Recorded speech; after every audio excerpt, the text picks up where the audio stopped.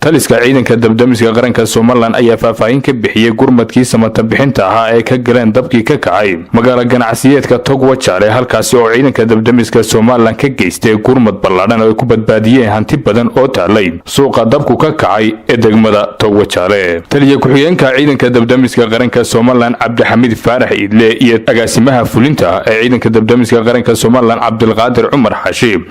ayaa si wada jir ugu warbixiyay doorkii muhiimka ahaa ee ciidanka dabdamiska qaranka Soomaaliland ka galay daminta dabkaasi xaaladda dabka daraad ka dhacay degmada Togwajaale 26 bisha hadii aan warbixin kooban ka siino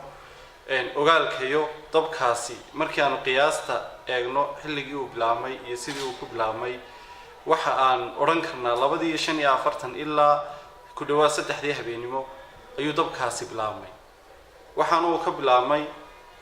guryo buulala oo dad danyar ay ku shaqaysanayeen oo barbarka ku haya sakad ganacsi oo ka dambaysa xarunta customka ee wasaaradda maaliyadda isla markaana ah guryaha ugu sheeyay waxiga toga dhexmara ama kala qaybiya degmada Togwajaale gaar ahaan xuduudka Soomaaliland iyo Itoobiya run ahaantii dabkaasi si hoose ayuu ku bilaabmay waxa la ogaaday mar dambe oo guryo badanna ku siqay dushana uu soo baxay oo uu sakadii kala xataa bacalayaasha oo koona xigay oo mool ku wada jiray uu dhamaantood ku fiday dusha sarana uu soo baxay taas waa ta keentay in markaas isku mid Hargeysa iyo Wajaale mar looga wada ogaado run ahaantii laanta dabdamiska ee degmada Wajaale way ka howlgaleen goobta markii ay gaareen waxay report u soo direen xarunta fire control-ka ee Hargeysa ama isgaarsiinta ciidanka dabdamiska oo ay sheegeen in dab meesha uu ka jiro kuna culus yahay oo aanay xakameyn karin run ahaantii diyaar garow degdeg ah ayaanu sameynay halkan xaruntaan iskugu nimid go'aankaygu wuxuu noqday maadaama boqolkiiba 90 magaalada Wajaale ay tahay suuq iyo saylad ganacsi inaanu xaaladda fudaysan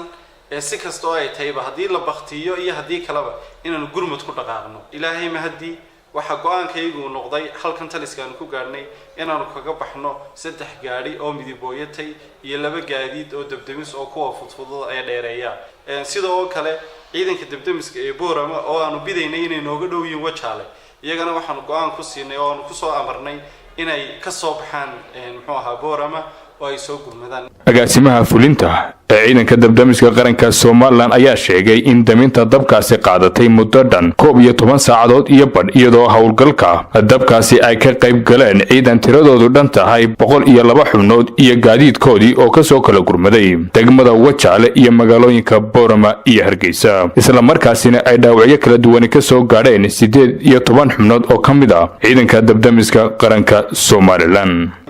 qiimayntii aanu sameeyno waxay noqotay marka koowaad inaan xakamayno oo xagga dabku uu socday magaalada ka xigta ama ganacsiga kale uu ka xigo in laga hor istaago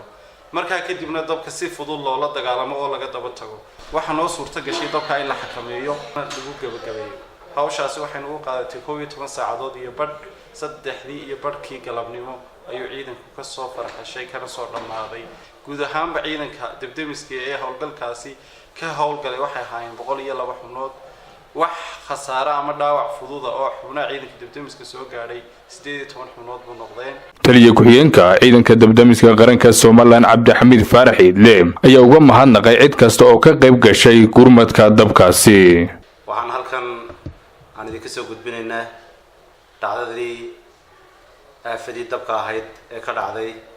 degmada Togwajaale habeen hore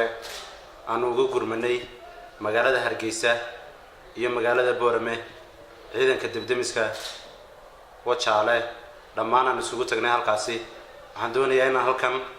aan uga diro mahadnaq madaxweynaha Soomaaliland Muuse Biixi Cabdi iyo madaxweyne ku-xigeenkiisa Cabdiraxmaan Cabdullaahi Ismaaciil Sayrici oo aan leeyahay mudane madaxweyne wayna soo gaadhay hambaliyadaadii aad baad ugu mahadsan tahay ka warhaynta aad dalka ka warhayso aad baan kuugu mahadcelinaynaa waxaan kaloo halkan hambaliyo ballaaran aan uga jeedinayaa taliyaha ciidanka booliiska sareeya gaas Cabdullaahi Fadal Iimaan waxa kaloo mahad ballaaran u jeedinayaa ciidankayga ciidanka dibademiska qaranka oo had iyo habeen heegan ugu jira siday ummadooda iyo dadkooda ay u badbaadin lahaayeen hanti badan ayaa halkaa ku gubatay laakiin marka loo eego hantida taala degmada Tog Wajaale boqolkiiba hal kama taagna waxaan kaloon ilaahay u weydiinayaa dadkii ay hantidooda burburtay inuu ilaahay bedel khayr qaba oo ugu bedelo waxa kaloon u mahad celinayaa maamulkii Tog Wajaale ee sida wanaagsan nolol shaqeeyay Maxamed Jiciir Axmed warbaahinta qaranka Soomaaliland magaalada Hargeysa